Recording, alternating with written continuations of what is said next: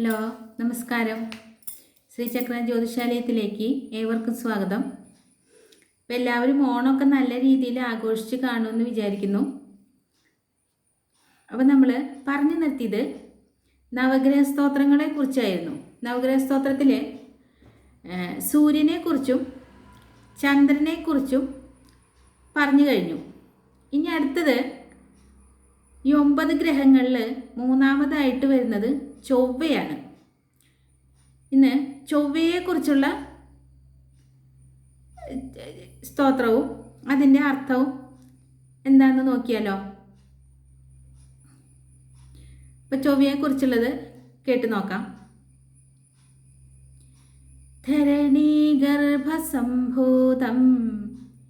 വിദ്യുത്കാന്തി സമപ്രഭം കുമാരം ശക്തിഹസ്തം തം മംഗളം പ്രണമാമ്യഹം.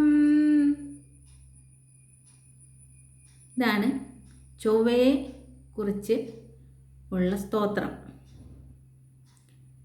ധരണീഗർഭസംഭൂതം എന്ന് വെച്ചാൽ ഭൂമിയുടെ ഗർഭത്തിൽ ജനിച്ച, ധരണീഗർഭസംഭൂതം, ധരണി എന്ന് പറഞ്ഞ ഭൂമിയാണ് അല്ലേ. അപ്പം ധരണീഗർഭസംഭൂതം എന്ന് വെച്ചാൽ ഭൂമിയുടെ ഗർഭത്തിൽ ജനിച്ച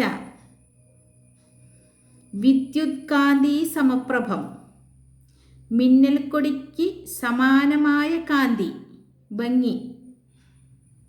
വിദ്യുത്കാന്തി എന്ന് പറഞ്ഞാൽ വിദ്യുത് എന്ന് പറഞ്ഞാൽ മിന്നൽ, വൈദ്യുതി. ഇപ്പം മിന്നൽക്കൊടിക്ക് സമാനമായ കാന്തിയോട് കൂടിയ കുമാരം ശക്തിഹസ്തം തം. കുമാരം ശക്തിഹസ്തം തം എന്ന് പറഞ്ഞാൽ ശക്തി എന്ന ആയുധത്തെ കയ്യിൽ ധരിക്കുന്നവനായ, ശക്തി എന്ന ആയുധത്തെ കയ്യിൽ ധരിക്കുന്നവനായ മംഗളം പ്രണമാമ്യഹം.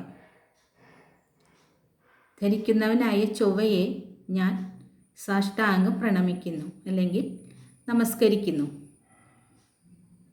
ഇതാണ് ധരണീഗർഭസംഭൂതം വിദ്യുത്കാന്തി സമപ്രഭം കുമാരം ശക്തിഹസ്തം തം മംഗളം പ്രണമാമ്യഹം എന്ന് വെച്ചാൽ ഭൂമിയുടെ ഗർഭത്തിൽ ജനിച്ച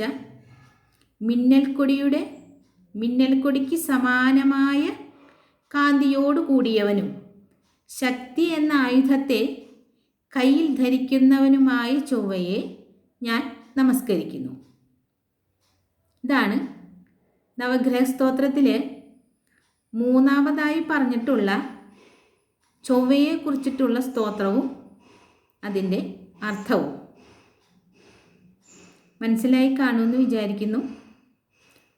അപ്പം അടുത്തൊരു വീഡിയോയായിട്ട് കാണുന്നതുവരെ എല്ലാവർക്കും നന്ദി, നമസ്കാരം.